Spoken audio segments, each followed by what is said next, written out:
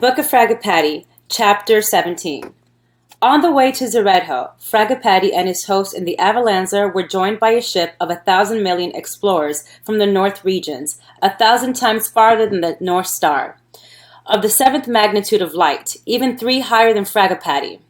2. The chief in command of the expedition greeted in the sign, Jehovah's name, the which Fragapatti answered, and by certain signals the ships approached and made fast, the esenars of the twain singing and playing the same anthem, 5 million voices and half as many trumpeters. 2. Then 2 came near to Fragapatti, saluting, and the host stood in line, so they might hear what was said. So after due ceremonies, and acquainting each other, who they were, whence they came, and such like, then spake 2, saying, I see thou hast thy ship ballasted with the north magnet. 3. Fragapatti said, This is but a 5 years' dawn, and I teach my host how to ballast, that they may the better read the maps and roadways and stars and suns. Of these my host, 500 million have become capable of being delivered into Etheria, save in cosmogony. I am providing them, that when they shall have ascended, they may not be lost in the Etherian worlds, or be dependent on others. 4. 2 said, What is the length of this serpent? Fragapatti said, 7 1/8 hoit tumu. And he asked 2 what distance he had come from his home, and 2 said, 1,412,830 and 2 hoit tumu. 5. What time hath thy journey yet before thee? 2 said, 500,000 years. Then Fragapatti inquired how many star worlds 2 had so far passed on his journey, and 2 said, 20,000 star worlds we have passed, some smaller than this red star, and some 10,000 times larger, some of them yet liquid balls of fire, some newly crusted over, some with atmosphere and water and earth and minerals not yet separated, but boiling, seething, whirling, some firm and just entering the age of Semu, and some old and worn out. And one we passed which had become barren as to living creatures, and the God, through whose pastures it passed, dissolved and dissipated it before us, having invited thousands of millions of guests to witness the scene. 6. Atmospherian worlds we have passed more than 90,000, some of them larger than the vortex of this red star, incapable of giving homes to 1,000,000 times 1,000,000 of inhabitants, and yet, on many of them, there were no people. 7. Thus they discoursed on the size and wonder of Jehovah's kingdom, but their numbers and descriptions only the gods themselves could comprehend. They were so vast, and when they had about concluded, 2 remarked, 8. The mortal desireth to become a spirit. Then his ambition is to become an Etherian, next an Orion, next a Nirvanian, next an Oetan, and then to travel in the surveys of magnitudes. But those ahead are still more surpassing in magnificence. Who then can approach the unapproachable, all highest? He who fashioned the plan of all creations. Who is there that is not swallowed up with devotion and awe of him who is ever present, that extendeth beyond all limit, our Father, Jehovah.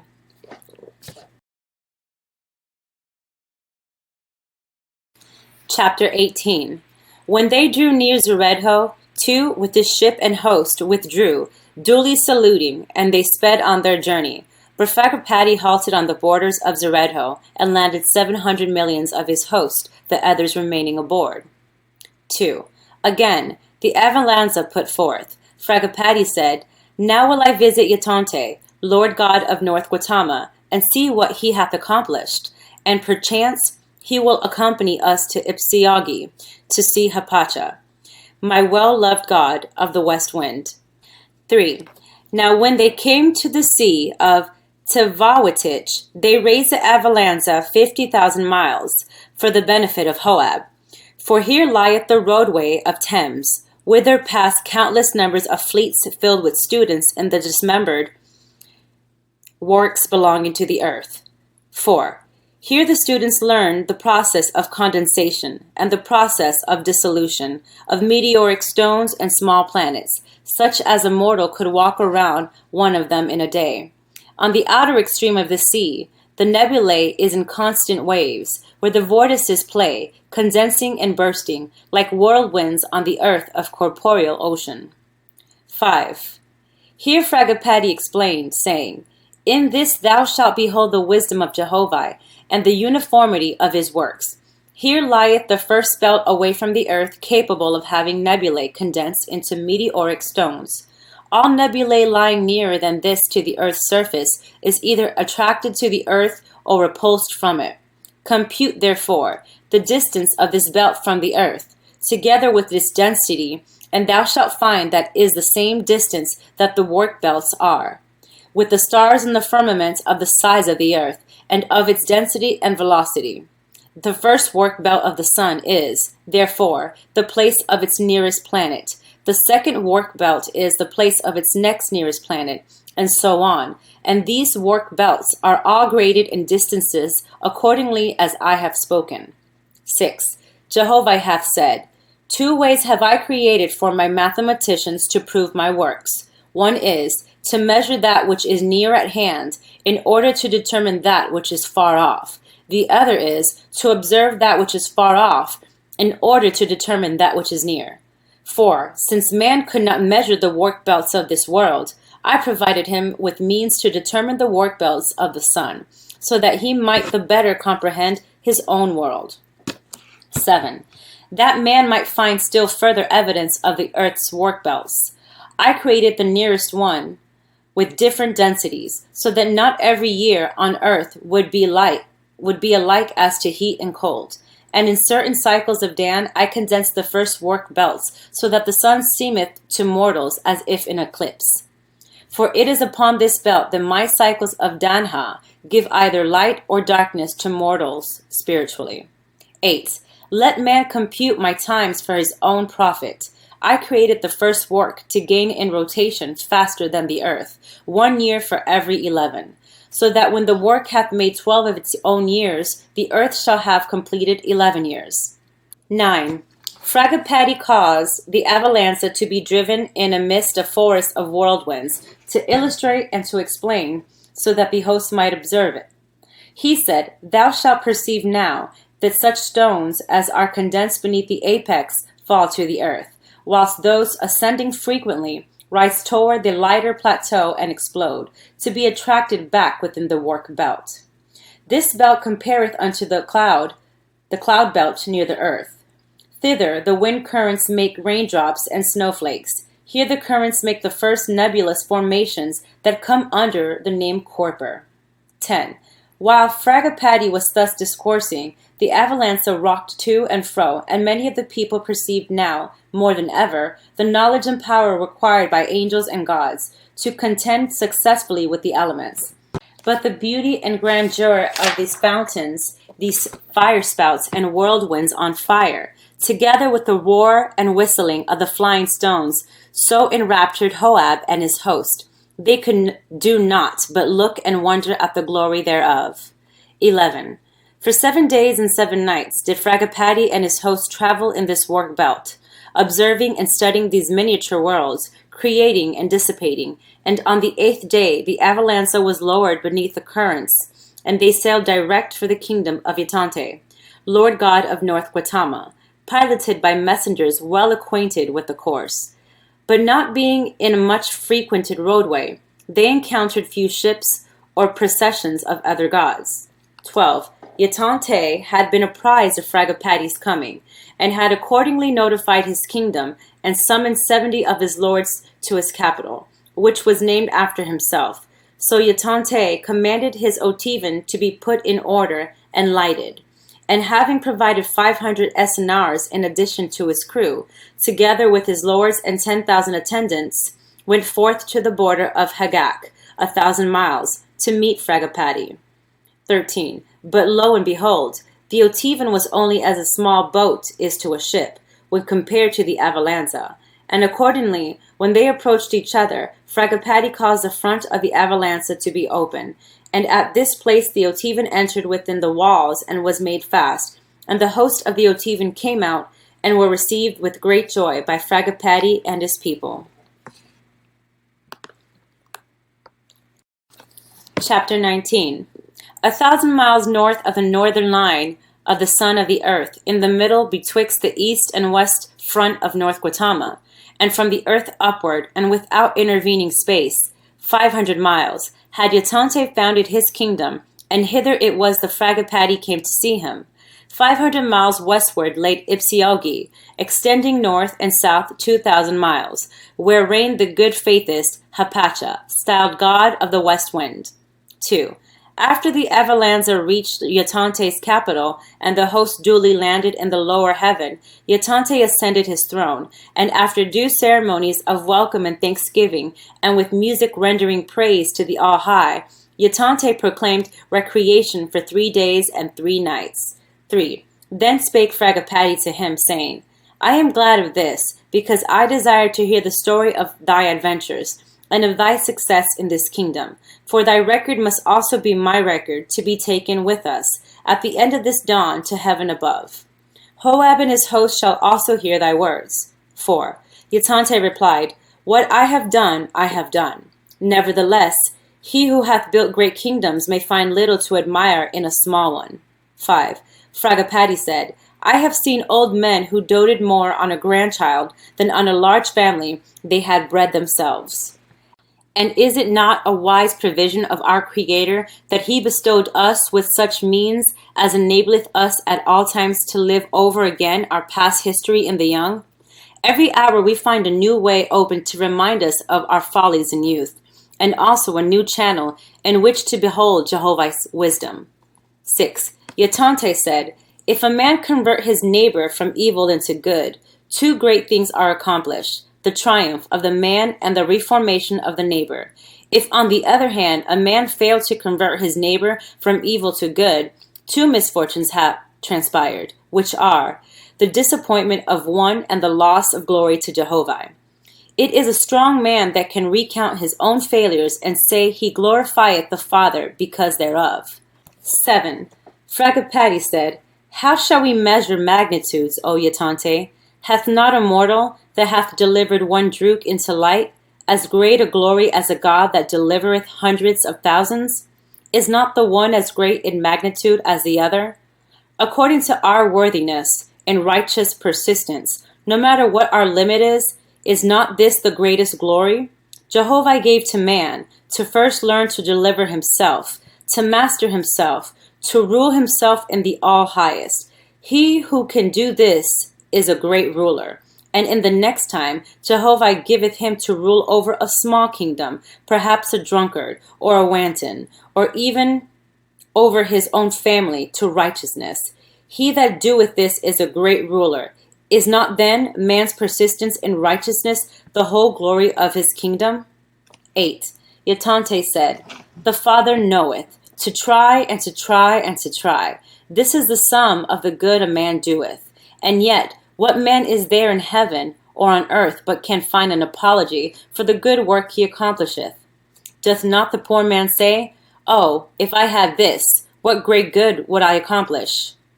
And the rich man maketh the same speech, and the king also. And yet Jehovah hath given a kingdom to each and every one of them. But he who can say, I have done all I could, according to my strength and wisdom, rateth amongst the highest of men and gods. 9. Hear me then, O Fragapatti, and thou may best understand. Suffer thyself to forget all the light of a high heaven, and to be in a place of darkness, where 3,000 million spirits are vagrants, scattered far and wide on the corporeal earth. Such was Aowasu in the kingdom. But the spirits congregated not together in hells, as they did in the east, for they had no association, no gods, no lords. They were perpetual migrants, save such as dwelt with the Druks as familiars. 10. And as to the spirits of those that died in infancy, they were taken by the spirits of their fathers and mothers, or others, and cared for until they also gained sufficient knowledge to serve them as vagrants. And there was the end. 11. And strange to say, all these spirits were without clothes or drapery of any kind, and devoid of shame, neither were they good or evil, nor had they the desire for or knowledge of a higher heaven, being content to rove about, to sleep, and to eat. And they had 1,000 languages, or at least 1,000 different kinds of signs and utterances, which they had acquired on earth, but lost and mixed up so that neither lords nor gods could converse with them. 12. Thus I surveyed them and found them before I built this capital, for which reason I came thus centrally amongst them. Know also, O chief, that I travelleth amongst them with music and with fire, and gaudy apparel, in hope to gain their aspiration. But alas, they neither smiled nor frowned on my fine shows, but vacantly gazed at us, or even fell asleep while our Tevans paraded before them. 13. Then I came hither and built this capital, and founded Jehovah's throne, whereon thou now honorest me. And then I sent to them, here and there, presents of gaudy attire, in hope to inspire the multitude through the few. But alas, those I attired soon divested themselves of their clothes, preferring nakedness. Thus ended my second failure. 14. After this, I sent 100,000 preachers to them, to portray the greater glory of a higher heaven. But, alas, they heeded not, or, if heeding, in a day would forget all that had been told to them. And thus ended the third failure. 15. Then we held a holy council, imploring Jehovah for light and power, and his voice came upon me, saying, Go to their loves, my son, go to mortals, begin thou with Essions. 16. Then I commanded my host to go and live for a season amongst mortals, and they brought the Essions to Yatante, under guard of the Asaphs, and the next of kin followed, desiring to remain. And I said unto them, Behold, my place is fair, and my people are clothed, save ye be clothed also. Ye cannot dwell with us, nor shall ye look upon for next kin, whom I have taken for myself. 17. And for love there came many mothers and fathers and brothers and sisters, belonging to the recent dead, and they suffered themselves to be clothed, and these were the first in my kingdom. 18. Again, I called my host together, and I said unto them, 1,000 lords I must have. I will divide North Watama amongst my lords, and they shall dwell with mortals, having a sufficiency of Ashars to give one to each and every mortal, man, woman, and child, and whether by natural death or by war, it mattereth not. The Essions shall be brought to my kingdom. 19. This I accomplished, providing nurseries and places of entertainment for such as were brought hither. But alas, the tens of thousand spirits, who thus came because of their kin, and accepted clothing for sake of remaining, had little talent to talk, or even desire for anything. 20. At the next holy council, the light came to me, saying, Hear the voice of thy Creator, O my son, because thou hast been diligent in striving for the resurrection of my children. I am come to thee. Behold, I created man naked and with shame, as the foundation of industry. But because this people followed, in the Osirian age, the abandonment of spirit communion, whilst they were yet mortal, they lost the light of my countenance. 21. Neither can thou inspire them to industry, save through clothing the body, but first of all, thou shalt make them ashamed of nakedness. Otherwise, there is no higher resurrection for them. 22. Then I acquired of the Creator how I should teach them shame. He said, Of themselves, to themselves, for themselves. Thou can do but little, but thou shalt inspire them through mortals. 23. Every plateau shall be 1,000 miles in breadth every way, save the lowest, which shall be 2,000 miles, with a rise of 1 degree, so that the plateaus shall extend from the earth up to thy kingdom, like a stairway, one plateau higher than another. 24. And thy lords shall provide for the lowest, and for the second lowest plateaus, subjective entertainments, subjective teaching, and subjective things in general. Neither shall there be anything real on these 2 plateaus, save the inhabitants and their food, and the mirrors and lenses, and machinery for producing subjectives. 25. And the lower plateau, being on the earth, shall be provided as a mirage, having everything spiritual in appearance, as they are corporeally on the earth. And it shall be provided with forests and lakes and rivers, and with all manner of animals and birds and fish, and whatsoever is suitable for food for mortals. And the lowest plateau shall be called Hochadoa, signifying happy hunting ground. 26. And thou shalt send word to thy Lord, saying, Thus saith thy Creator, Behold, I have created a good place, and called it Hochadoa. Teach ye this to mortals by inspiration, and otherwise, saying also to them, Go tell one another, for after death the soul shall go thither in great delight. And ye shall say unto them, Save you wear garments to hide your nakedness, ye shall not enter Hochadoa. 27. Yatante said, When the lowest plateau was made habitable, covering a large portion of North Gautama, the voice came again, saying, Through thy lords, my son, thou shalt possess all mortals, every man and woman and child, suffering not one of the Drudas to come near them. 28. And behold, I will send upon the land in many places great droughts, because of the construction of thy plateau, and these wandering spirits shall not find sustenance, save but through thee and thy lords. And as fast as they come, thou shalt oblige them to be clothed or draped about the loins. But thou shalt show preference to all such as wear ornaments. 29. Yatante said, This much have we accomplished, O Fragapatti. The foundation of my Hemblin kingdom is broad and sure, but as yet I have few subjects to show thee. 30. Fragapatti said, Behold, I will take 2 days of rest, and then I will inspect thy places. Proclaim, therefore, recreation for 2 days.